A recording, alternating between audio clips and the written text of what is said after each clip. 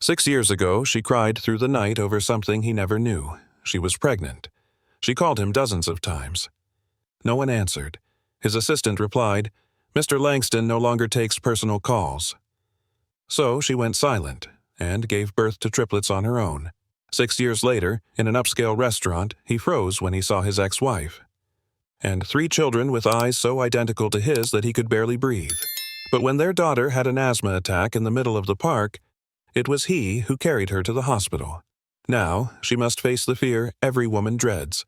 If she forgives the man who once abandoned her, will she lose everything all over again? He is Daniel Williams, 45 years old, billionaire of Langston Enterprises. He has everything. Except the answer to a small, trembling voice. "Where's Dad?" She is Angela Robinson. 6 years of childbirth alone, carrying through fevers, parent-teacher nights, and 3 small hearts that knew only her strength. 1 empire, 3 children, 1 hospital in the rain. He must choose, remain Mr. Williams, or become Dad. What do you think he will choose? Guess now. If this story touches your heart, stay until the end. And leave just one line, to forgive or not. At 45, he was crowned the King of Tech, the self-made billionaire who had turned a small startup into a global empire. Every cover page flaunted his success. Every headline praised his brilliance. From Wall Street to Silicon Valley, his name meant power. But when the cameras switched off and the doors of his penthouse closed, the applause turned into silence. The glass walls of his Manhattan tower reflected nothing but his own shadow. No laughter echoed through the marble halls. No tiny footsteps raced across the polished floors. His empire was vast, yet his world was empty. He convinced himself this was the price of greatness. That ambition demanded sacrifice. That love was a distraction and family a weakness. Ah, see. Yet sometimes, late at night, when the city lights glittered like distant stars, Daniel would pour himself another glass of whiskey and stare at the skyline, wondering if victory always had to taste so bitter. Behind the gleaming surface of the King of Tech lived a man who had traded warmth for wealth and never stopped to ask what it had truly cost him. Across the river in Brooklyn, Angela Robinson's life looked nothing like Daniel's. Her brownstone was small, its bricks weathered by time, but inside was filled with life. Books and crayons scattered across the table, tiny shoes by the door, the smell of home-cooked meals lingering in the air. Angela had fought her way to become a lawyer, a black woman in a city that often looked past people like her. Yet her proudest achievement wasn't her career. It was raising 3 children alone. Every morning she packed lunches, combed curls, tied shoelaces, and whispered encouragements before court hearings of her own. Neighbors admired her strength, but only Angela knew the cost. Nights when exhaustion pressed like a weight, she still smiled for the little faces looking up at her.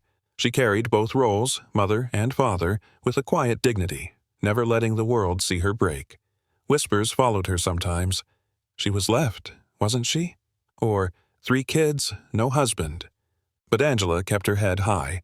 Her love was their shield, her determination their path forward. In a world that had turned its back, she built a family where love was enough. Once, Daniel and Angela had shared dreams. They met in law school, when Daniel's ambition was still just a spark and Angela's laughter filled their tiny apartment. She believed in him, supported him, carried coffee to his desk during sleepless nights. And for a while, love was enough to hold them together. But ambition grew like a fire. When Daniel inherited his father's company, he didn't slow down. He accelerated. Late nights turned into missed dinners. Promises turned into apologies. Angela begged him to see her, to remember them. But every time she reached out, he pulled further away. The breaking point came when Angela discovered she was pregnant. She wanted to share joy. He saw only distraction. "I can't slow down now," Daniel said, his voice colder than she'd ever heard. "The company needs me." Tears streamed down her face as she packed her bags. She left their apartment that night, carrying not just her belongings, but the weight of betrayal. Alone, she stepped into the unknown, determined to raise her children without the man who had chosen empire over family. Their marriage ended not with a fight, but with silence. The silence of a woman walking away and a man too proud to follow. Years passed. Daniel's calendar filled with board meetings and million-dollar dinners. On one particular evening, the Magnolia Room gleamed with chandeliers and hushed conversations of power brokers. Daniel arrived as always, dressed in tailored perfection, prepared to close yet another deal. But that night, the world shifted. Across the room, he saw her, Angela, the woman he once loved, the woman he had lost. She looked older, stronger, radiant in a way that pierced his carefully built armor. Beside her sat 3 children, laughing, their voices carrying through the elegant dining hall. Daniel's breath caught. 2 girls and a boy, their ages, 5, maybe 6, and then his chest tightened. The curve of the boy's jaw, the tilt of the girl's head, the unmistakable spark in their eyes. His colleagues kept talking, raising glasses, but Daniel no longer heard them.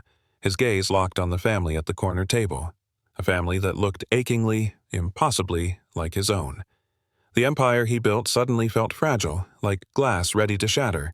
In that instant, all the money in the world could not shield him from the truth staring back at him. He had missed something priceless. Daniel's chair scraped against the polished floor as he stood abruptly. Conversations hushed. His colleagues exchanged puzzled glances, but Daniel no longer cared. His feet carried him across the room toward Angela's table. She looked up, her laughter freezing mid-air. Their eyes met, hers guarded, his trembling. For a moment, the years between them vanished, replaced by the raw wound of what had been left unsaid. The children fell silent, sensing the shift. Daniel's voice broke as he whispered, "Angela, are they mine?" Her jaw tightened. She pulled the children closer, her hand firm on their shoulders. "They are mine," she said steadily. "Mine alone. You chose to leave, Daniel. You chose money over us." The boy blinked curiously at the stranger towering above them. One of the girls tilted her head, the same way Daniel once did as a child. His throat closed. He wanted to reach out, to claim them, but Angela's eyes stopped him cold. The clinking glasses and soft piano music seemed miles away. There was only the sharp edge of truth between them, the life Angela had built and the life Daniel had thrown away. Daniel stumbled back a step, his mind racing. 5 years since the divorce. The children, 5 years old. The math was undeniable. He pressed a hand against the back of a chair, steadying himself as realization crashed over him. The deal waiting at his table, the board members expecting his wit, it all blurred into nothing. $1 billion contracts suddenly felt weightless compared to the weight of 3 pairs of eyes staring at him with innocent curiosity. He had thought himself invincible, a man who could shape the world at will. But here, in this restaurant, he was stripped bare. Not a mogul, not the king of tech, just a man who had walked away from the only thing that mattered. For the first time in years, Daniel's heart thundered not from power, but from fear. Fear of what he had lost. Fear of what those children would think if they ever knew the truth. Fear that it was already too late. And as Angela turned back to her children, her smile reserved only for them, Daniel understood the cruelest truth of all. His empire was vast, but his family, his real legacy, was gone.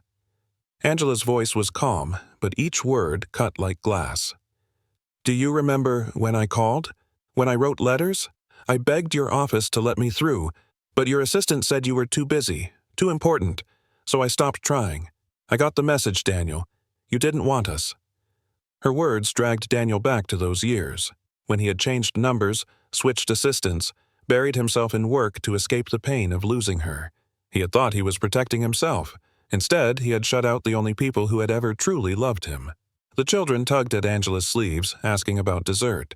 She smiled for them, her voice gentle, but her eyes stayed locked on Daniel's. It was a silent warning. Don't you dare hurt them. Daniel wanted to protest, to explain, but the truth weighed heavier than any defense. He had been unreachable, untouchable, and in choosing ambition over connection, he had not only lost Angela, he had erased himself from his children's lives before they even began. Her wall was high, built brick by brick from years of disappointment, and for the first time, Daniel wondered if it was a wall he could ever climb again. Later that night, Daniel sat alone in his penthouse, the laughter from the restaurant still echoing in his ears. On his desk lay a small photo Angela had reluctantly shown him, a picture of the children painting in their school. Olivia's hands covered in bright colors, Grace holding up a science project with pride, Eli chasing a soccer ball, his smile wide and free. Moments of childhood Daniel had never witnessed. Milestones he had missed entirely. He traced the edges of the photo with trembling fingers. No amount of wealth could buy back those first steps, those bedtime stories, those birthdays he hadn't known to celebrate. Each image was a reminder of the years stolen by his own ambition. The penthouse felt colder than ever, its silence deafening. He realized then that his billions couldn't fill the emptiness of a missed goodnight kiss or the warmth of a child calling him Daddy. In the stillness, Daniel whispered to the photograph, a vow meant as much for himself as for them. I won't miss another moment, not again. But in his heart, a question burned. Would Angela ever let him close enough to keep that promise? The silence of the penthouse pressed in on him. For the first time, Daniel knew regret wasn't enough. He had to find Angela and beg for a chance before it was too late. Daniel's voice trembled as he leaned closer. Angela, please, let me be part of their lives. I know I don't deserve it, but give me a chance to be their father. Angela's expression stayed firm. The years of pain had carved strength into her. She reached into her purse and pulled out a business card. Her tone was steady. If you are serious, call this number, not for me, not for what we had, for them. Daniel took the card with shaking hands. The white paper felt heavier than any contract he had ever signed. Hope flickered inside him, fragile but alive. Angela gathered her children and stood. They already have a mother who never left. Don't come into their lives unless you are ready to stay. He nodded, unable to speak. His empire had always obeyed his will, but here the power was not his. His future depended on 3 children who didn't even know his name yet. The next morning, Daniel walked into his office earlier than usual. Barbara, his longtime assistant, was already at her desk with coffee waiting. He placed Angela's card on the table. Tell me the truth, Barbara. 5 years ago. Did Angela try to reach me? Barbara froze. She set down the cup slowly. Her eyes shifted, then met his. Yes, sir, many times. Daniel's throat tightened. What happened to those messages? Her voice softened. Your former assistant said you gave strict orders. No calls, no letters, nothing from Angela. She blocked everything, returned every envelope. Daniel sank into his chair. The world he had built shook beneath him. The silence wasn't her choice. It had been his. His own pride had cut the last thread. Barbara whispered, I thought you knew.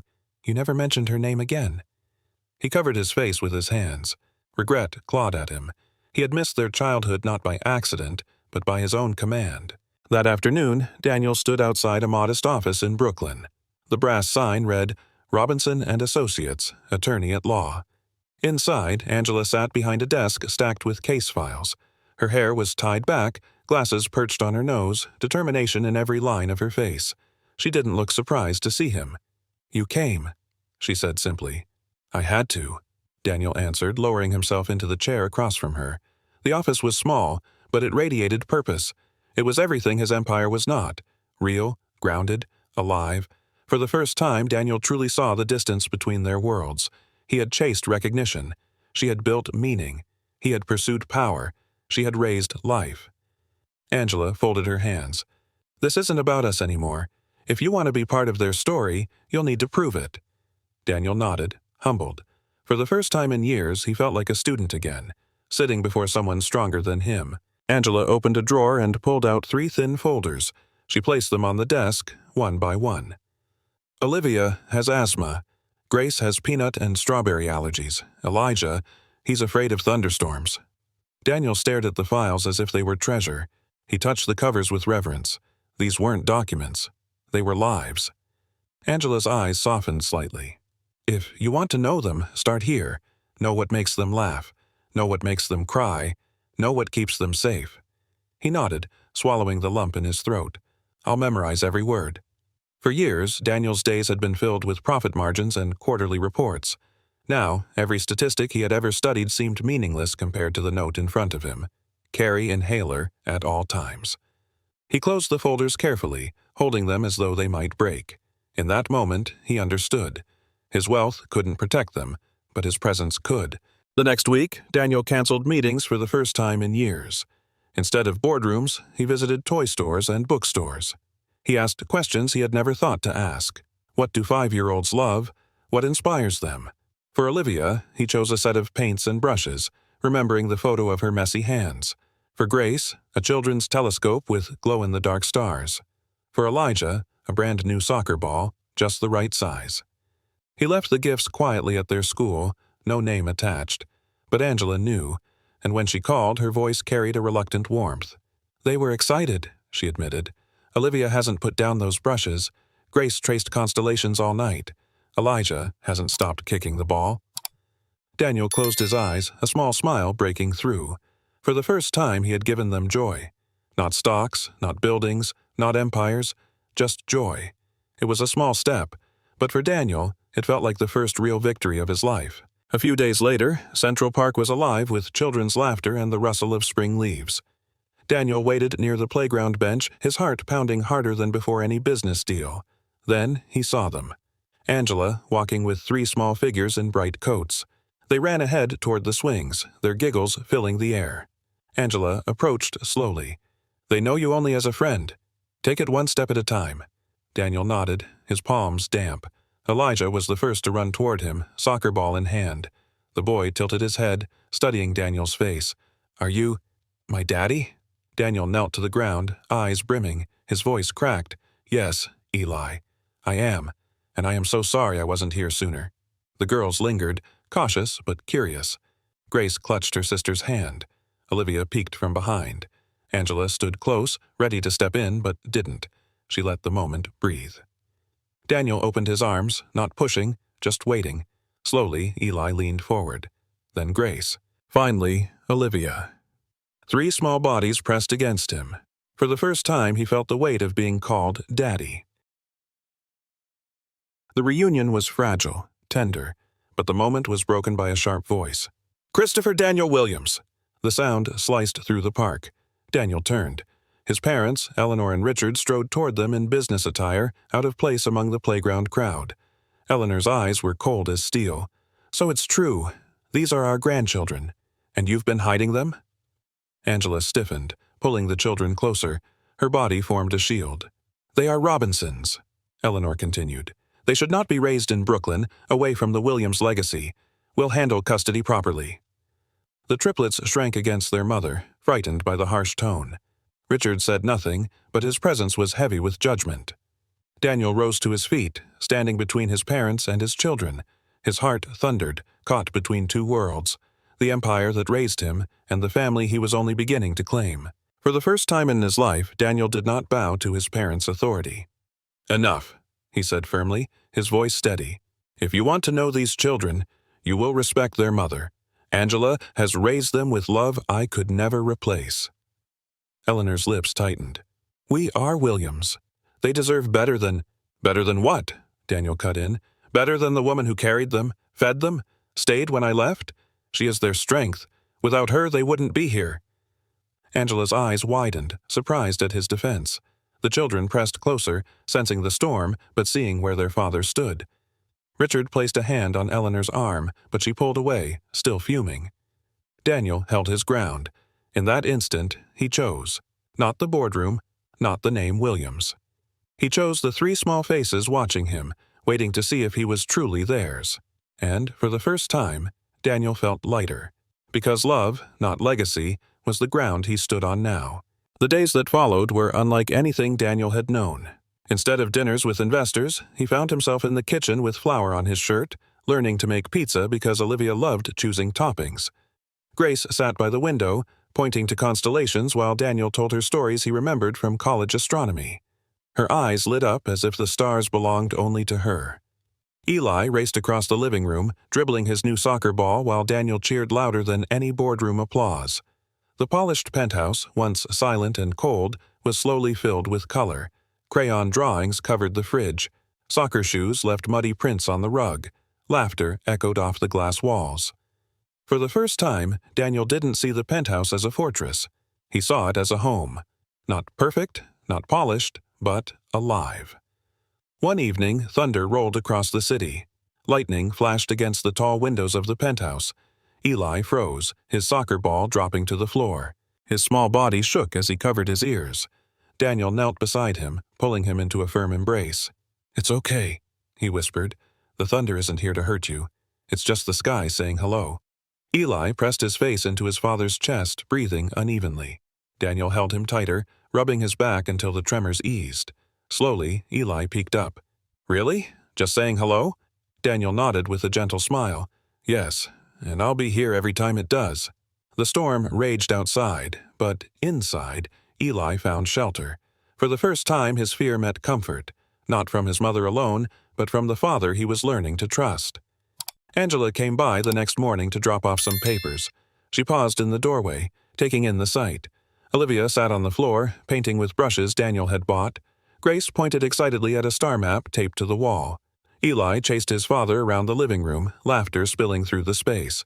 Angela stood quietly, her heart conflicted. This was the same man who had once left her crying, alone and pregnant.